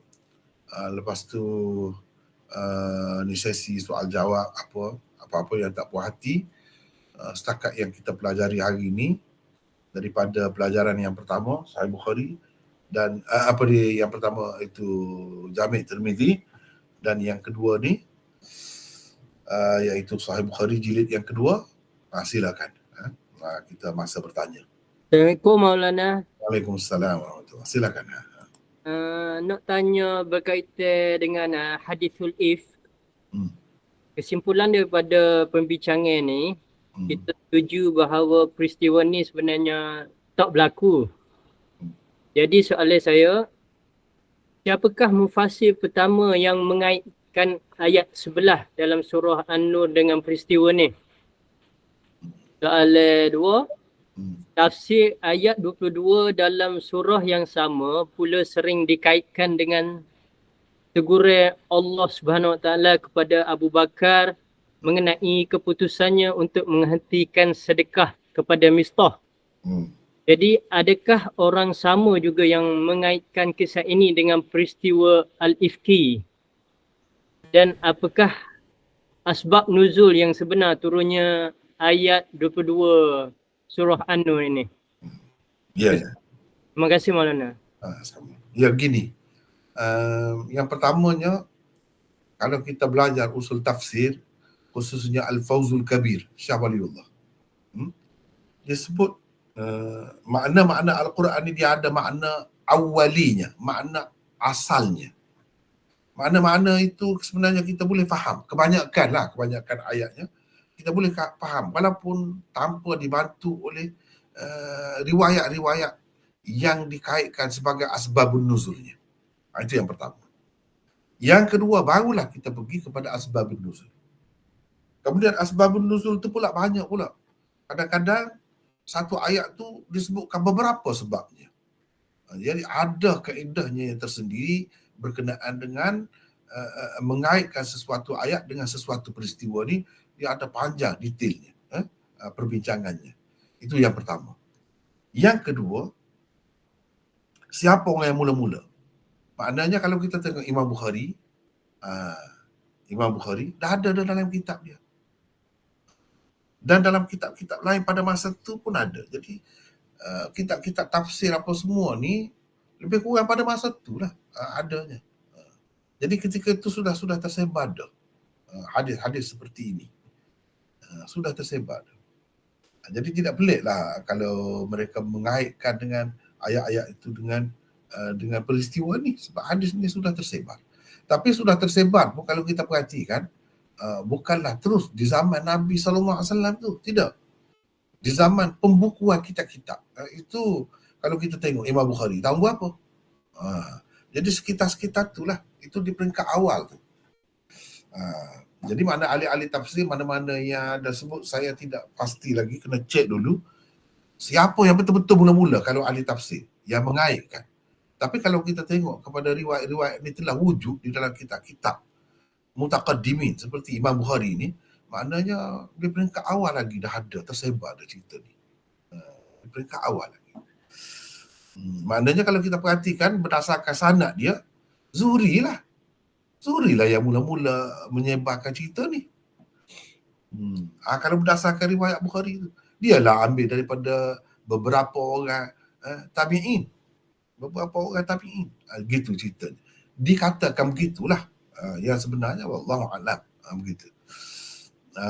Itu yang kedua. Yang ketiganya, kita perlu sedar bahawa pada masa itu orang munafik ni kan memang mencari peluang untuk memburuk-burukkan, untuk menggambarkan keluarga Islam yang tidak harmoni, keluarga Islam yang porak-peranda.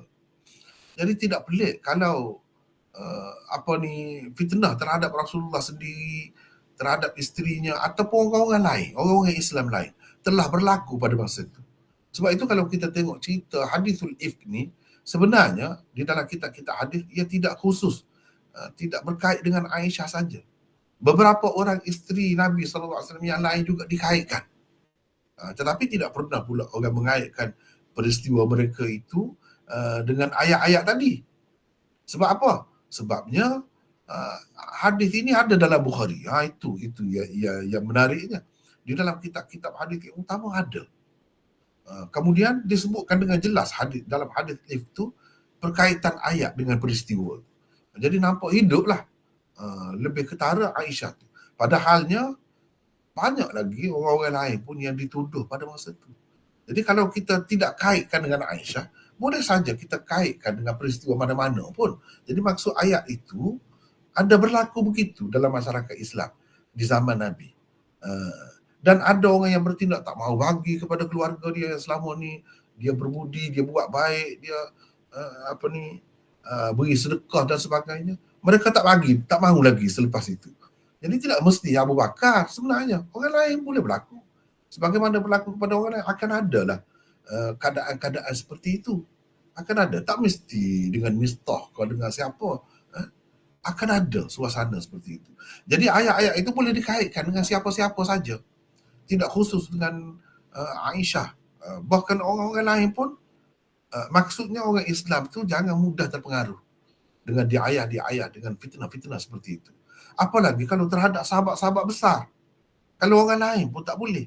Jadi sikap kita macam mana sepatutnya? Itu sebenarnya. Tapi seseolahnya dikaitkan peristiwa Abu Bakar dengan Mistah apa tu sebagai sesuatu yang tak boleh dipisahkan. Sebagai itu saja. Tak mungkin dah berlaku kepada orang lain. Seolah-olahnya fitnah seperti itu tidak pernah berlaku di zaman Nabi kecuali terhadap isterinya. Padahal tidak begitu. Antara fitnahnya kalau Hadi perhatikan yang kita sebut dah dahulu kan, dikatakan Nabi telah menceraikan isteri dia. Tersebar di kalangan sahabat. Semua isteri dia kena cerai. Itu pun fitnah yang disebarkan oleh orang-orang munafik. Tujuan mereka ialah nak menampakkan keluarga Rasulullah ni bukan bahagia sangat. Cuba tengok tu. Kalau bahagia kenapa bercerai sampai begitu? Itu tujuan mereka. Jadi sahabat-sahabat ada yang menangis. Memang dia ingat cerita tu betul. Sebab orang munafik ni kan, dia menyamar sebagai orang Islam. Dia pun macam orang Islam. Jadi mana nak tapis orang ni betul munafik ke betul Islam. Bukan semua tahu. Orang munafik ni adalah sahabat-sahabat tertentu. Macam Huzaifah, Abu Bakar, apa yang rapat-rapat dengan Nabi itu dia tahulah. Tapi yang kebanyakan ni tidak. Jadi sehingga mereka menangis dalam masjid Nabi. Dan ada seorang sahabat tu pergi ketuk pintu rumah Sayyidina Umar, kuat bukan main. Jadi sehingga Sayyidina Umar terkejut. Ingat ke nak cerita pasal perang musuh setelah menyerang Madinah? Rupanya tidak. Dia kata lebih besar lagi daripada itu. Sayyidina Umar kata, kenapa? Tentera Ghassan sudah mari serang kita ke? Dia kata tidak. Bahkan lebih besar daripada itu. Apa yang lebih besarnya? Rasulullah telah menceraikan semua isteri dia. Jadi Sayyidina Umar terus ambil selimut dia, lilit selimut dia pergi bertemu dengan Nabi. Oleh kerana dia rapat dengan Rasulullah SAW, dia berani sedikit berbanding dengan orang lain. Orang lain duduk menangis, duduk sedih, macam-macam lah. Tak pergi tanya sendiri Rasulullah SAW. Dia pergi tanya sendiri Rasulullah SAW. Walaupun di peringkat awal tu, Rasulullah, penjaga rumah Rasulullah tu tak benarkan dia masuk. Tapi dia minta juga nak bertemu dengan Rasulullah SAW. Ketika itu Rasulullah berada di atas, bahagian atas rumah, di atas loteng. Sebenarnya Nabi SAW pada ketika itu sakit kaki. Dia tergelecah, jatuh daripada kudanya dan luka. Dan Nabi SAW pada ketika itu tak boleh bersemayam sambil berdiri pun. Dia semayam sambil duduk. Tiba-tiba cerita itu diputar belit. Oleh orang munafik. Mereka kata Nabi telah cerai. Sebab Nabi duduk senyap situ, tak pergi mana-mana. Dia nak pergi macam mana, dia sakit. Bila Sayyidina Umar tanya selepas tu ringkas ceritanya, adakah kamu telah menceraikan semua isteri kamu? Nabi terkejut. Tak ada. Nabi kata, Sayyidina Umar takbir. Itu ada dalam Sahih Bukhari. Jadi itu salah satu bukti bahawa betapa orang-orang munafik ni dia nak memburuk-burukkan masyarakat Islam. Nak menunjukkan image keluarga Islam yang tidak harmoni, tidak bahagia, terutamanya Nabi. Dengan begitu dia boleh menakut-nakutkan orang. Itu caranya. Itu sebenarnya. Benda tu pada ketika itu sangat segar orang-orang munafik. Jadi termasuklah antara fitnah mereka membuat cerita-cerita macam ni. Umpamanya isteri Nabi Maria, dikatakan berzina juga. Kenapa tidak dikaitkan dengan itu? Dan itu ada isyarat, dan dalam Sahih Muslim pun ada sebut juga. Saya dah tulis di dalam itu 99 usul. Kalau baca yang sudah dicetak tu jilid pertama, dalam tu sudah ada betapa fitnah tu. Padahalnya dalam riwayat yang disebut kan Maria itu dikirim oleh Raja Muqawqis kepada Nabi, dihadiahkan bersama dengan sepupu dia. Jadi dikatakan di fitnahnya sepupu dia tu berzina dengan dia. Jadi anak Nabi dengan Maria yang bernama Ibrahim itu sebenarnya hasil perbuatan sundal Maria tu dengan sepupu dia. Begitu, sampai begitu difitnahkan. Jadi akhirnya ini cerita. Saya dah bahas, tengok situ semula dalam buku tu. Sehingga diceritakan ini dalam hadis ada sebut, dalam Mustadrak Hakim ada sebut. Sayyidina Ali diperintahkan oleh Nabi supaya dibunuh orang tu. Jadi Sayyidina Ali pergi, tiba-tiba dia jatuh terselak kain dia. Sayyidina Ali tengok dia tak ada kemaluan pun. Maknanya fitnah tu sangat meluas pada masa itu. Bukan Aisyah saja yang dituduh. Tapi kenapa jadi popular cerita Aisyah? Sebab ada dalam Bukhari. Sebab ada dalam kitab-kitab utama ni dengan jelas sebut. Itu sebenarnya. Padahal fitnah tu telah berlaku bukan sahaja kepada keluarga Nabi, keluarga orang-orang lain pun kena. Itulah sebab tu kita kena faham latar belakang pada masa tu. Jadi berhubung dengan ayat tu, sebab tu ayat tu pun tak sebut Abu Bakar, tak sebut siapa-siapa, sebut secara umum. Siapa-siapa saja pun yang terlibat, dia kena ikut panduan daripada surah itu. Jangan mudah terpengaruh dengan fitnah-fitnah yang disebarkan. Kalau ada cerita tentang orang Islam diburukkan, kita kena kata, tolak cerita-cerita macam tu. Itulah yang menjadi usul dirayah dalam ilmu dirayah hadis. Dalam surah An-Nur ni lah. Dalam surah ni lah. Jadi itu latar belakang. Boleh faham ke Hadi? Ya, Maulana. Ya. Jadi ayat yang 22 tu yang mengkhususkan dengan Saidina Abu Bakar tu maksudnya sama juga Az-Zuhri ya, orang pertama, mufasir pertama. Boleh dikatakan begitu. Jadi sebab itu Zuhri ni setengah-setengah ulama ada tak senang hati juga dengan dia. Antara sebab mereka tak senang hatinya dengan cerita-cerita begini. Walaupun mereka tu tidaklah macam-macam. Kalau yang berat-berat tu dia ragui terhadap Zuhri ni. Tapi kita tidaklah sampai begitu. Zuhri itu hanya menerima. Sebar menerima. Itulah bendanya. Kita ke mana-mana pun yang lebih utamanya kan, kita kena jaga Nabi SAW, keluarganya, sahabat-sahabat yang utama. Itu kena jaga.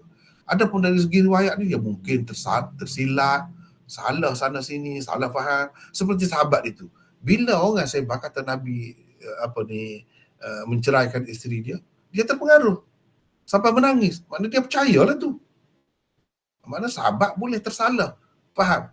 Bayangkanlah kalau dia cerita pada masa tu kepada orang lain, orang itu pun balik ke kampung dia, ke tempat dia yang jauh, mana dia nak tahu dah apa-apa perkembangan selepas itu. Jadi keadaannya begitu sebenarnya. Jadi tak perlu kita kaitkan dengan Sayyidina Abu Bakar dengan siapa saja pun.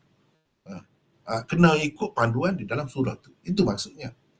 Dan untuk kita nak fahami surah itu tak payah pun ada semua ni. Kita kaitkan sebagai asbabun nuzul dia tak payah. Kita boleh faham dengan mudah dah ayat tu, jelas dah. Siapa saja pun boleh menjadikan ayat-ayat itu sebagai panduannya. Begitu secara ringkasnya ya. Terima kasih Maulana. Sama. Ada lagi yang lain? Silakan. Ada satu soalan Maulana. Ya. Yang kuliah Jami' Tamizi tadi tentang berkomo ya. Ya. Kita biasa lihat semasa dah soft nak solat Jumaat ni, kita tengok ada makmum yang guna kayu sugi tanpa komo, lepas tu kayu tu letak dalam poket. Adakah ini menepati adakah ini kaedah yang betul dan menepati sunnah? Setengah orang dia faham begitulah. Jadi itu yang dia faham terpulang kepada masing-masing lah. Tetapi ada ramai juga ulama yang tidak faham begitu. Saya termasuk tak setuju dengan tu. Yang betulnya gosok gigi tu semasa berwuduk tu, sebelum berwuduk tu. Adapun pada masa tadi mungkin berdarah, gusi apa semua tu dia mengakibatkan tak sah sembahyang, macam-macam pula mengikut setengah-setengah mazhab tu. Jadi yang lebih baiknya tidak buat begitu. Bagi orang-orang yang buat begitu, dia peganglah dengan dalil-dalil dia. Sebenarnya tak ada makna pun kalau berus gigi sekadar perlalukan kayu sugi itu di atas gigi begitu. Itulah apa maknanya? Sedangkan maksud berus gigi itu nak membersihkan gigi kan. Tapi dia faham cara dia sendiri begitu dan dia buat. Oleh kerana ada sahabat-sahabat ni masuk dalam masjid, kayu sugi itu dia diselip di sini dekat telinga. Dan bila nak bersembahyang dia sapu begitu. Sedangkan sapu tu tidak ada makna. Baru dia ada makna kalau betul-betul untuk membersihkan gigi. Dan itu bukan masanya. Bukan masanya. Gigi yang bersungguh-sungguh dalam makna, dalam arti kata yang sebenarnya, bila kita berkomo, kita bersihkan mulut kita itu. Ni kalau sapu sepintas lalu, sekali lalu saja sapu atas gigi, begitu, apa maknanya? Dan kalau sapu gosok dengan lebih kuat, dia ada kemungkinan lain pula tu. Kalau gusi orang yang sensitif boleh luka. Bila luka ada masalah lain. Dengan sebab itu sebaiknya itu bukan itu masanya. Walaupun kita hormatlah bagi orang yang nak buat begitu terpulang lah. Begitu. Tapi bagi saya yang lebih tepatnya bukan itu masanya. Wallahu a'lam. Ada lagi yang lain? Terima Silakan. kasih Maulana. Sama. Ada lagi? Silakan. Satu lagi boleh satu. Lepas tu kita tutup lah. Assalamualaikum Maulana. Waalaikumsalam. Ya, silakan. Mengenai perjanjian Hudaibiyah tu, masa Rasulullah SAW menghantar Sayyidina Uthman ke Mekah dan ditahan oleh orang Mekah. Dan lepas tu setelah orang Mekah tu tahu yang Rasulullah membuat perjanjian dengan sahabat, dan dilepaskan semula Sayyidina Uthman tu. Jadi adakah masa itu orang-orang Mekah memang dah gerun dengan orang Islam di Madinah masa itu, yang menyebabkan dilepas Sayyidina Uthman tu dengan mungkin kerana peperangan yang terdahulu. Macam tu. Macam mana tu Maulana? Adakah macam tu? Betul. Memang begitu. Dia tahu orang Islam tu kuat pada masa tu. Dia tahu. Dia pun takut juga. Lepas tu kenapa Nabi SAW hantar Sayyidina Uthman, itu nanti akan datang, kita akan bincangkan. Ya, okey. Terima kasih Maulana. Jadi saya rasa setakat itulah dulu ya untuk hari ini. Dan kita akan sambung nanti akan datang. Wallahu a'lam wa akhiru da'wana alhamdulillahirabbil alamin. Assalamualaikum warahmatullahi wabarakatuh. Waalaikumsalam warahmatullahi Jazakallah. Terima kasih Maulana. Waalaikumsalam. Terima kasih Maulana.